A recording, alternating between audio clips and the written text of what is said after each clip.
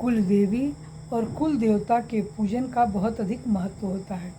तो हमें साल में एक बार अवश्य अपनी कुल देवी और कुल देवता को याद करना चाहिए।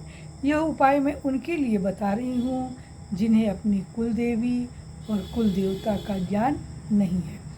तो आप यह उपाय देखकर अवश्य कीजिए। मैंने इंस्टाग्राम में यह उपाय डाला था, लेकिन वीडियो छोटा होने की वजह से शायद कुछ बहनों को समझने में दिक्कत आ रही है। उन्होंने मुझसे पूछा कि यह चावल का क्या करेंगे, सुपारी का क्या करेंगे, इसलिए मैं आज YouTube पर यह बड़ा वीडियो बना रही हूँ। तो आप देखिए, वीडियो पसंद आएगा तो आप लाइक सब्सक्राइब कीजिएगा और इस उपाय का लाभ आप अवश्य उठाइए, आपको लाभ अवश्य मिलेगा। तो देखिए, शुक्ल पक्ष में अष्टमी के दिन यह काम करना है। जिनको अपनी कुल देवी और देवता का मालूम है, ज्ञान है कि कहाँ करना है, गांव में कैसे पूजा करना है, वह उसी स्थान पर जाकर करें।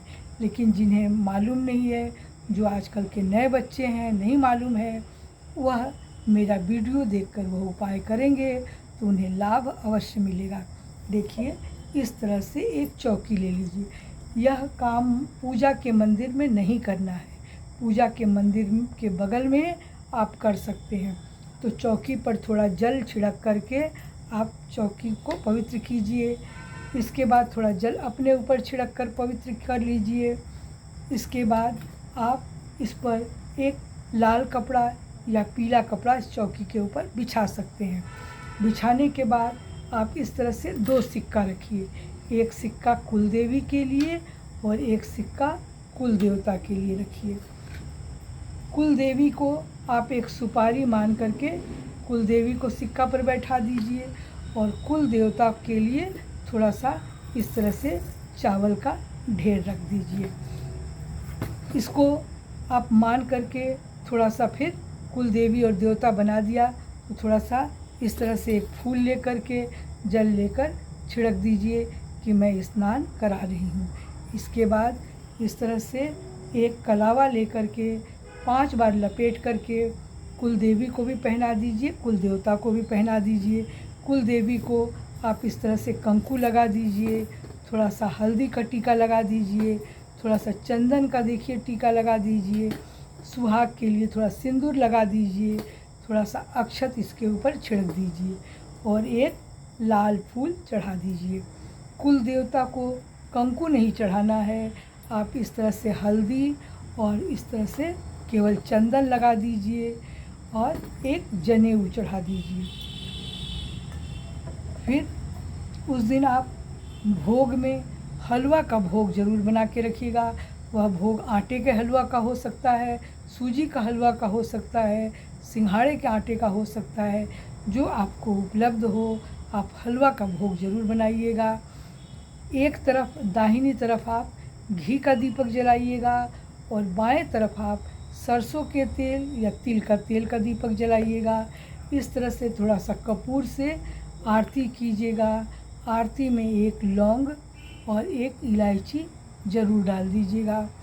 आरती जब आप कर लीजिए उसके बाद इस तरह से हवन का एक पात्र ले लीजिएगा और हवन सामग्री इस तरह से हवन सामग्री ले करके ये इस 5 बार कुल देवता और कुल देवी की आहुति डालिएगा।